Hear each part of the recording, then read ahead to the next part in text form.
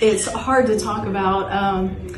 So almost 2 years ago, I almost died from sepsis, and I had an abscess form, and from there, one kept reoccurring over and over again, and I wasn't given many great options in the States, and the last ditch effort would have been to remove muscle from my legs and completely reconstruct everything.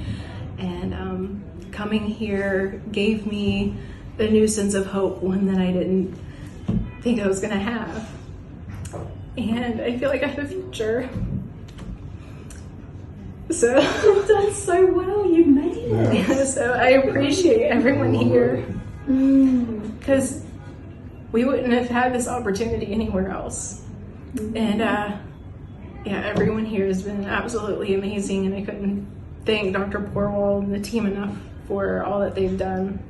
Because yeah, I do have a much more optimistic outlook on life.